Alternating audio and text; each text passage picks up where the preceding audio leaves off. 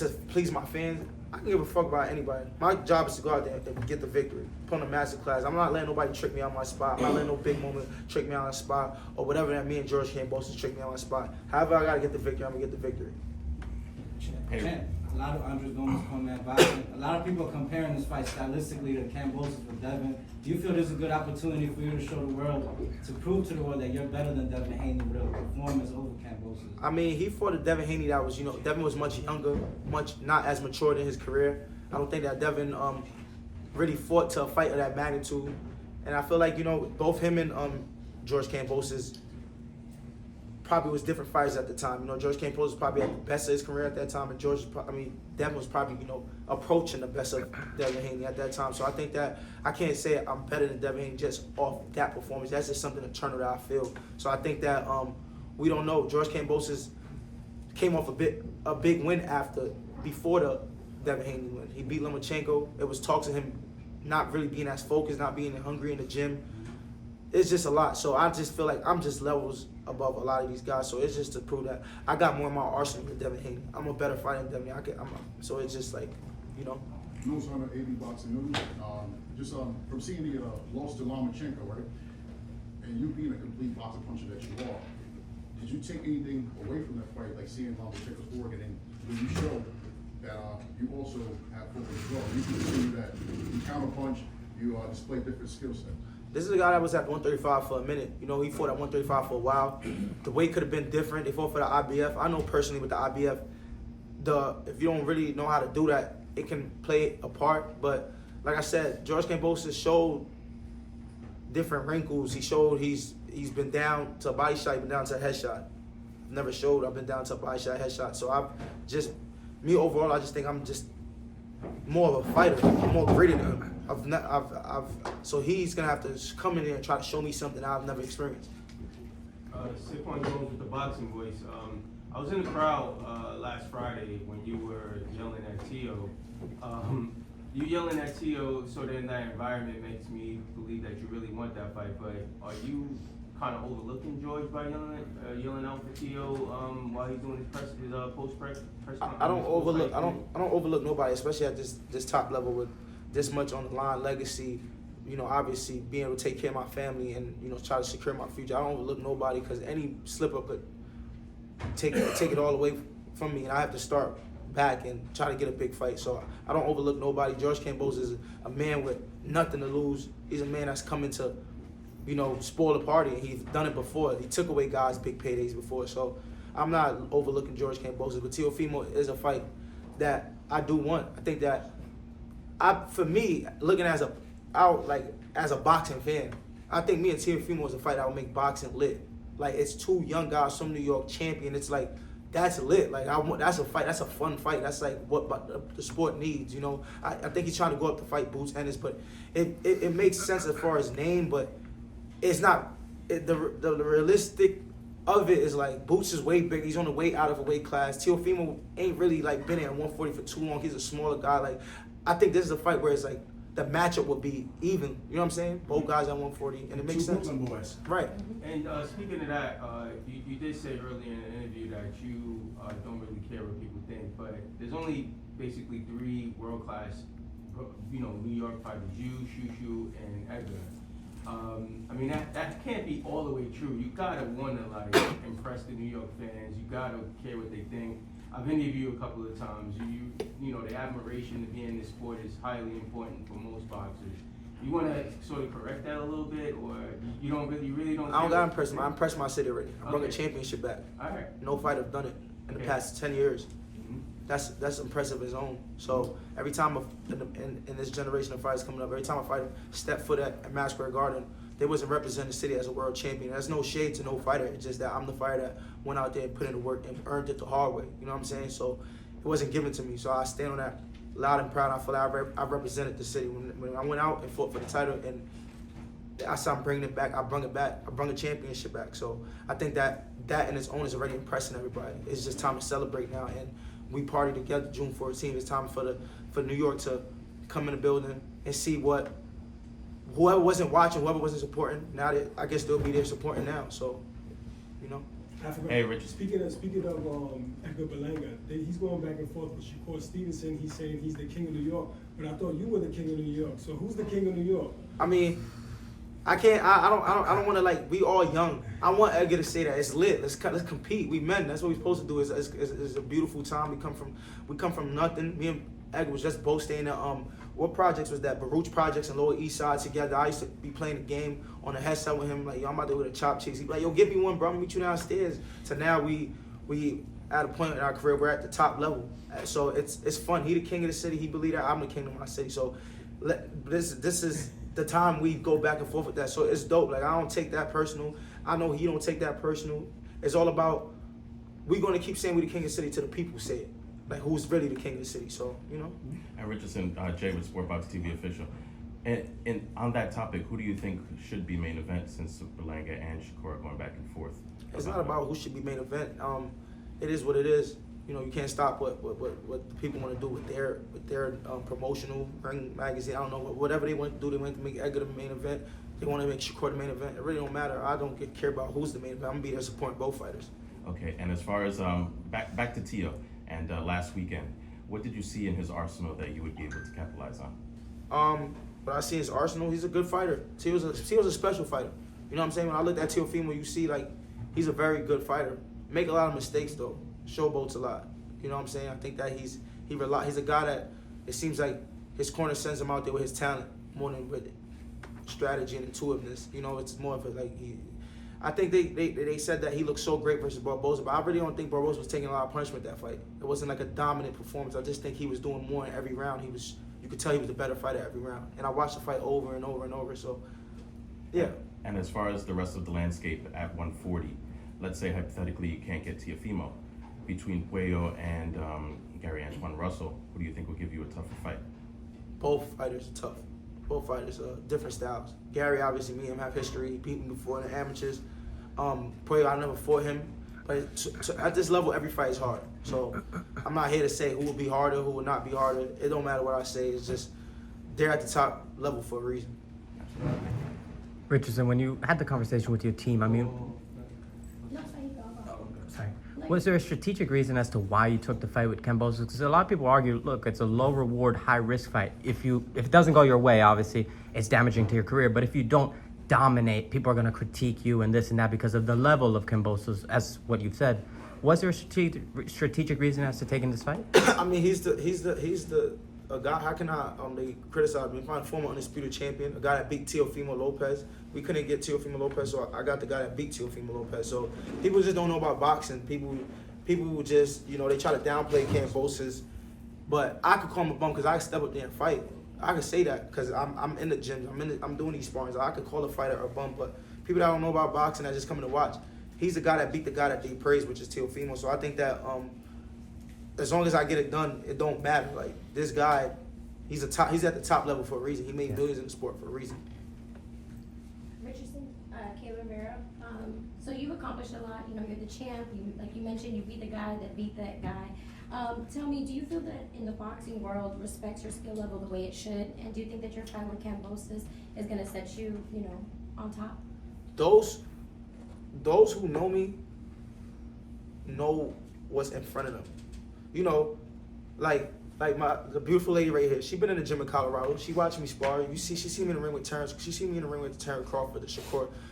So it's certain people that watch and they know, like, you could have seen from years ago, he's going places. Like, he has a future. So people that don't know, they don't know what they're watching.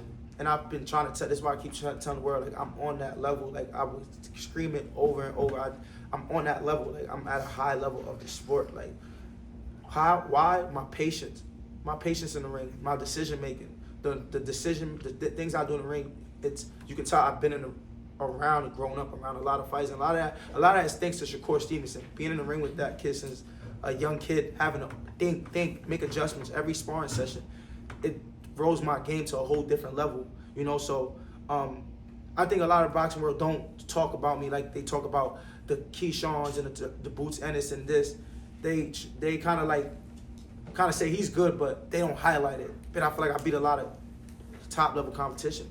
I think out of the fighters that's not on there yet, like the young fighters like Teofimo and the Devin Haney's, the fighters I say, I think like me, Keyshawn, and Boots is kind of right under that. I feel like I have the best resume, and I feel like that's just what it is. Last question, guys. Interesting. AB Boxing News, like as you mentioned that, you're in gyms and you're working, you was working with Bud Crawford, who's in Colorado, just mentioned.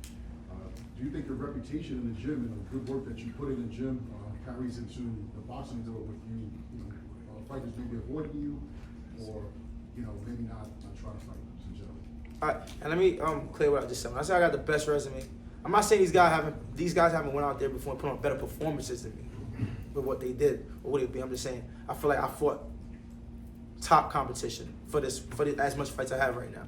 But I'm sorry, ask that question again. That you mentioned that you're in the gym, you put in work, you fought guys like Bud Crawford, Keyshawn Davis, different elite fighters of today. Do you feel that your reputation and the good work that you put in the gym for those who have saw you in the gym, you think that carries into the fight world with fighters that may not want to fight you or maybe avoid you? No, I don't think fighters avoiding me because they don't believe it. They ain't gonna believe it till the fighters still look at me like he's like it's something soft about him. I feel they talk like it's something like I don't know. Like whenever I get in front of these guys, like even when I was hearing Lee and Perry at the last fight, he was talking as if like like do he really know what's in front of him or like? But he give me vibes he's training, but the way he's talking is like the respect wasn't there. Like and I was just like, you gotta know what's in front of you. I think George he knows what's in front of him after doing that face off and talking to him. Like I'm reading him, he know the type of level I am. He know what type of fighter that he's in front of. But I don't think fighters are avoiding me because of that.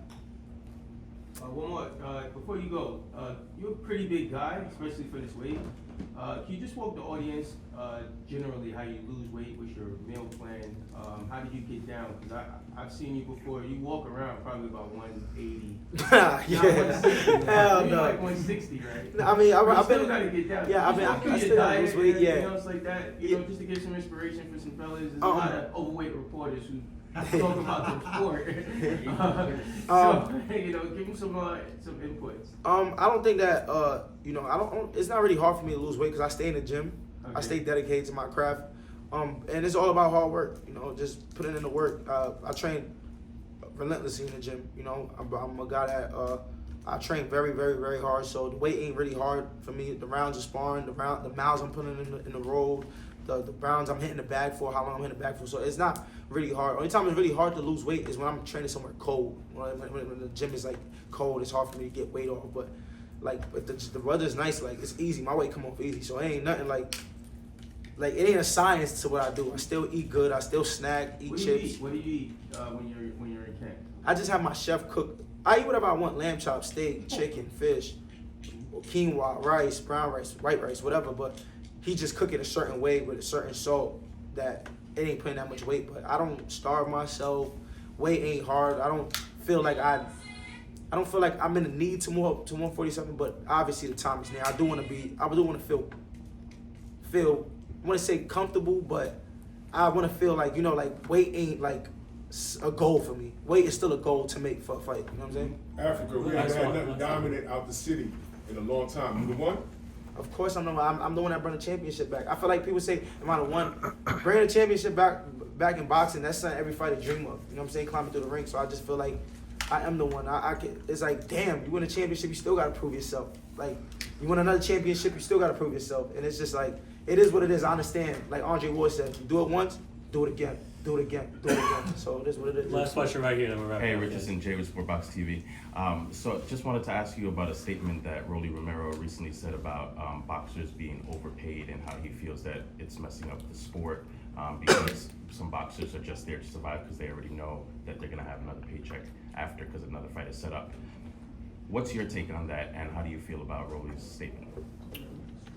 I mean, I get it. I get what he's trying to say, but I can't say that. He's saying like fighters ain't fighting as hard. I think that's something to make a motherfucker fight hard if you know that check he win is gonna be life-changing money or hefty money for him and his family. So he's saying fighters ain't fighting hard or they're not giving their all. I feel like I get what he's saying because it can be like, oh, this guy's just going through the motions and getting ready and just trying to get a victory.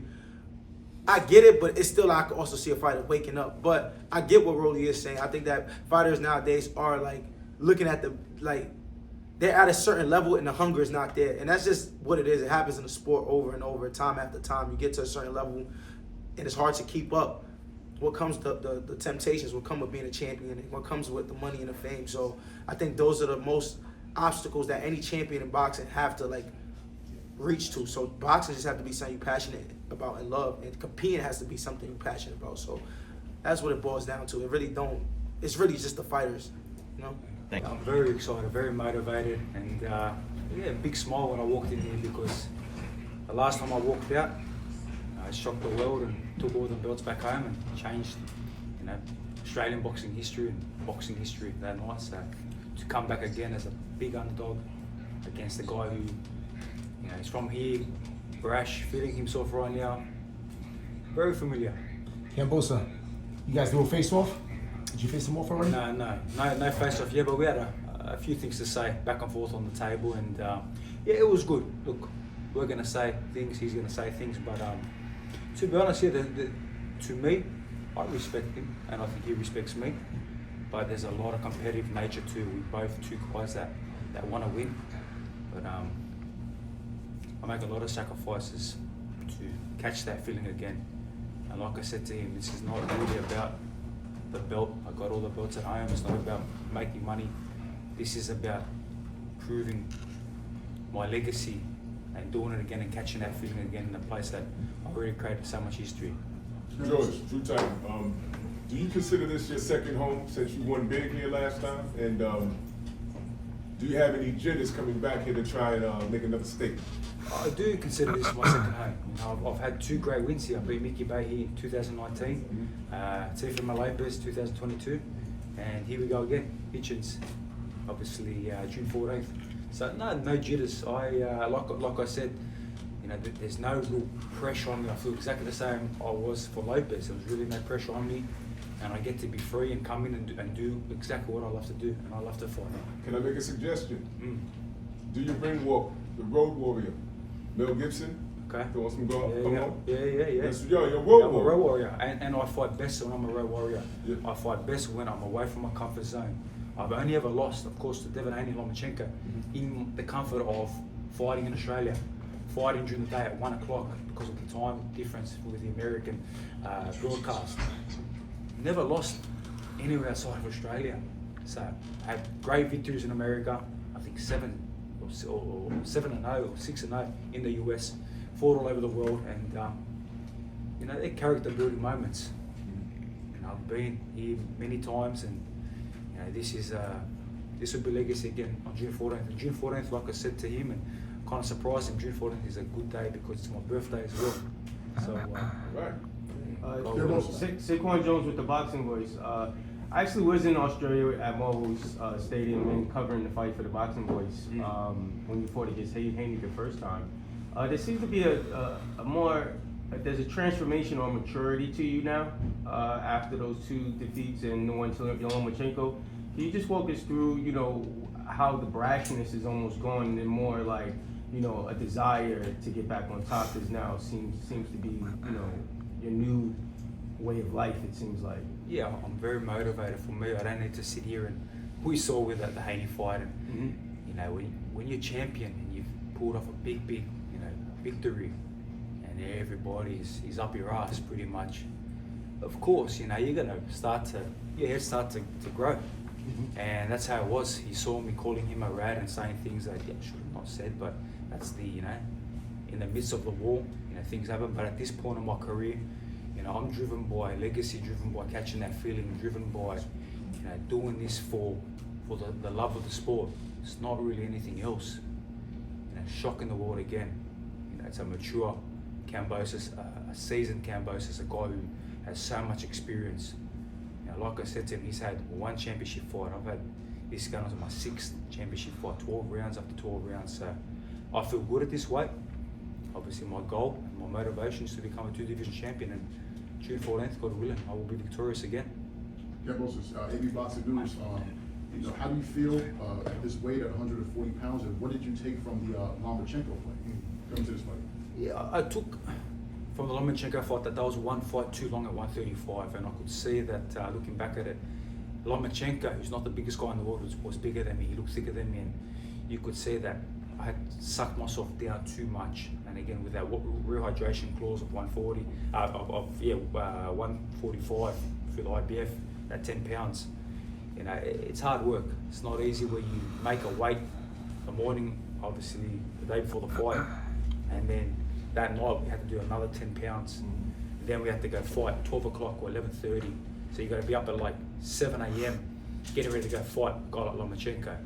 So yeah, look, I took a lot from them that fight, that lesson. Again, it's Lomachenko. This is an all-time great Hall of Famer, and I know my buddy Htichins was trying to disrespect him and say that he's better than Lomachenko and Lomachenko ain't shit. And to me, Lomachenko is a Hall of Famer, all-time great, and I've got a lot of respect for him. So I learned a lot from that. I feel fantastic at 140. My last fight against a very tough and dangerous guy who had just come in. Obviously, he was fit and ready. He was about to fight in 2 weeks. 15 knockouts out of 16 victories. Big puncher, strong, nothing to lose, no pressure, and gave me a good fight. But you could see how dynamic I was. I was very sharp, very explosive, until obviously the cut. You know, clean shot, Jaime had me thinking, you know, oops, this could affect the big fight. So yeah, we got through, touched the the water at 140, and here we are now again. So your explosiveness, you feel like you carried the Well, when Kambosos came to America and everyone was talking about him, obviously sparring Manny Pacquiao, and who's this guy? And people started to watch and they see the 3-4 punch combinations in and out and moving, and then that kind of diminished. You start to pinpoint, where did that go? Obviously, I had a hell of a fight with Lopez, but you know, the older you get, the harder it is with weight. Slowly, you know, that was diminishing, and I was less output. So now at 140, we saw it in my last fight, more output, more chances, not worried about taking a shot and coming back, and that was the old Kambosos. So safe to say he's back. You see Jay with Sportbox TV official. Actually, keeping on topic of Pacquiao, what are your thoughts on his return? Actually, yeah, it's surprising. Obviously, I know Manny very well. You know, he's a true competitor. He's a guy that if you put something in his head, and obviously to create more history, he's a guy that's going to give everything and try his best. That's what Manny. One thing I always learned with Manny is give 110% and try your best no matter what. So yeah, he's going to give it his all. Again, you can't beat Father Time though. Father Time is hard, and it was very hard watching him fight Ugas. You could see it, and then watching the exhibition he had with the Korean guy or the Japanese guy in I think last year. Yeah, it was hard to watch. I know Manny. I know the man that I was sparring. I love that guy. So, but again, he's a legend, and if he turns it on, he can still do it. Absolutely, and also, so the plans, if everything goes well against Hitchins, would be Teo. Now, seeing Teo's last fight, is that the same Teo that you fought, or are there differences in the fight game, and how do you think that you would do against him coming up after this? Yeah, look, my mindset, of course, there are bigger plays here, but my mindset is on Hitchins. I can't sit there and speak about anyone else who I'm going to fight next. I'd be crazy to do that. Let him do that. Let him say he's going to fight this guy and that guy after Kambosos. I'm focused on Hitchins, June 14th. After that, who knows? Who knows what's to happen? I might go back on my big boat and start a ferocious fishing vlog and catch big fish like you would have seen me doing. Who knows what I might go do a UFC fight. Who knows what I'm going what Teo was saying about him almost dying after the fight, does that sort of taint your victory? Nah, look, that's just bullshit. You know, that's just him. You know, he was screaming his head off when he walked into the arena and kill you, Kambosos, and he looked in tremendous shape. But you know, like I touched with Hitchins just before, people will hear him say about certain things, and we've never seen any proof. We never seen nothing. You know, if that happened to me, he's the proof. But if there was some proof, mysteriously, who's to say that right hand and nearly took his head off, didn't rip his whatever? That's all bullshit. That's all lies. But you know, I touched on it before. Do people forget I live in Australia? Did I not have to travel from Australia to America, back and forth 3 times? And in the midst of doing that, we had the hardest quarantine rules in the world. 2 weeks living in a hotel. He was there, my father. I was there. 2 weeks, no training, just sitting there waiting while he's back to training, feeling good. Then having my wife pregnant, getting told that We got to get on that plane because of obviously the Triller issues. Gonna miss the birth of my kid. All of a sudden things are going wrong with that. We stay for the birth of my kid. Beautiful, have a son. At the exact moment my grandfather passes away. They're gonna bury my grandfather. Enjoy my son. Prepare to go fight the undisputed champ of the world. Come back to America and beat this guy in his hometown as a 13-1 underdog. People don't hear that. You know, I don't sit there and parade about it like he does. He parades about his supposed this and that. Be a man, you lost. He's just a sore loser. I beat you. Hey, George, they misspelled your name on the post out here. They spelled it. They misspelled your name Okay, on the post out. that's cool, man. Like for me, like they can disrespect me. I've been disrespected before, but I know where I've been. You know, the fans know where I've been. And I'm a true warrior. Like I was saying before to Hitchins, he's so caught up on undefeated, 18, 19 and 0. Fuck the 0. I'd rather lose my 0 to a guy like Haney or Lomachenko fighting the best of the best, because I know what kind of competitor I am. I'm a true champion. That's what the fans want. That's what the media wants. The 0 doesn't matter, but if we get the best fights happening right now, who's going to be the winners? The fans, the media, the boxing, the sport, the fighters, because they're going to be wanting to take a chance and fight the best. So that's how I am. George, question. You share the ring with champions like Lopez, Haney, Lomachenko. How does Richardson Hitchins compare in terms of skill and danger? It's hard to tell right now because I have not fought him. But from what I have seen, we study him, you know, very much. We see the way he fights. To me, he fights like a guy that, and he said it in our face-off just then, our one-on-one. He fights like a guy that just has to do what he has to do to win the fight. If it means being super boring, so be it.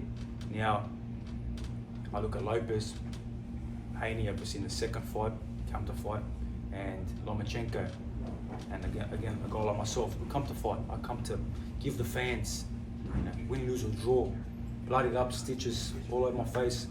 I come to give the fans the best fight. And like I said to him, this is your homecoming. Come and make a point. Come and fight me. If you're gonna run, yes, we've got some tricks up our sleeves too. We've seen that style before. We know our mistakes. We know how we feel now at 140. So yeah, look, we'll see after June 14th. I can make that analysis of where he stands out of, you know, the only guy that's really fought everybody, and that's George Kambosos. Training camp, will it be in Australia or here in the No, I'm US? in Montreal. I've already been training out there, part 2 of training camp. But the best thing that's been about this fight, you know, Kambosos usually has a fight and then goes 9 months, 10 months, and then comes back against another big name. But I fought only 6 weeks ago, 12-round fight, had a 3-month great training camp, and now straight back into it. I'm in shape, I feel good, I'll fight right now, you know, 12 rounds, you know, whatever, no problem. So training camp is in Montreal, got my whole team with me, got some fantastic sparring partners, and you know, we're doing everything we can, sacrificing away from my kids, my family, my comfort, you know, and even though I get noticed anywhere in the world and get noticed in Montreal, at least it's not as crazy as being in Australia. Yeah, George, it's Johnny Boy Boxing at Fire. I got a question. You said earlier that this is your second home. You feel comfortable in New York. Richardson Hitchins says that he's the king of New York. If you beat him, are you the new king of New York and king of Australia? Yo, I'm from New York. You can't give that out. We've heard that before. That I've heard that in 2021 that we had a king of boxing, king of New York. Well, you called yourself the emperor. The emperor's coming back. The emperor is here. So what's a king to an emperor? Emperor of New York. When I beat him, the emperor returns. Champ, do you still feel that same hunger? Because the last time you were here, you know, you were fighting for all those titles. You've won them. You've made a lot of good money in your career. You still feel that same hunger as the last time you were here in New York? Yes, that hunger is undeniable. I wouldn't be here. You know, I turned 32 June 14th. I wouldn't be here wasting my time. I got a good life. I have every belt. I go downstairs in my house and I got all the belts, and my kids get to see them, and you know, people get. No one in Australia has that. I've made a lot of good money. You know, God bless. But for me, it's more than all that. For me, it's that legacy. You know, coming back and beating this guy and doing it again, and I say, you know what, Kambsos stamped him in the Hall of Fame. He fought the best. He beat these guys. He did it on his terms, and that's what it is. Catching that feeling. You know, fighters, especially guys that have been there and done it, and now obviously, you know, you get a little bit older. They're trying to catch that feeling again, and that's what I'm catching. I feel good. You know, I feel really good. I feel great at this weight. Sharp, very explosive, hitting very hard, and Yeah, God willing, June 14th can be a great victory again for my career. Kambosos, I like that you mentioned about if Hitchison gets on the bicycle, you guys have a plan for that. Now, we just saw William Stowe versus Canelo, speaking of another champion. What advice would you give to Canelo if he fought a guy like Stowe to make the fight easier? Well, look, it's Canelo Alvarez, who am I to sit there and give him advice, Yes, look, he's been undisputed and twice, and look, I feel that I was undisputed. Obviously, politics, some 50% say yes, 50% say no. But yeah, maybe, I was watching Canelo and Danny Jacobs, a couple of days ago, just studying that fight after his recent fight, that movement and what he did in that fight and the way he cut the ring off and just beautiful head movement. That's the Canelo Alvarez. Yeah, it was a bit of a weird one. It was a weird week, but again, it's Canelo Alvarez, and who am I to give him any input? Last question right here. George, what mental edge do you believe you bring into this fight that Hitchins has never seen before? I got that championship caliber. I've been there time and time again. I'm a hungry, warrior. That will, that heart to win this fight. For me, I feel that Hitchins, good fighter, great fighter, whatever you want to call it, hasn't been proven yet. He won his championship against another Australian guy, and he hasn't fought the big names. And he can say that he's done this in sparring, and he feels like he's that, and he feels like he's going to be the king and the best in boxing. But you got to show it in the ring, and we'll see how much heart he has. We saw it in the Lemos fight. We see certain glimpses of him, and then we see what style he brings. So I'm a different kind of fighter, different kind of person. But I'll tell you what, there is two competitive guys, coming to give it their all. And, New York is in for a treat. The boxing world is in for a treat. So no disrespect there. This is going to be a hell of a fight. God willing, he comes to fight, and if he doesn't, like I said, we've got our tricks and aces up our sleeves. We learn from our lessons. Thanks, everybody. Thank you. I could talk to you guys all day. But I got a flight to get back to my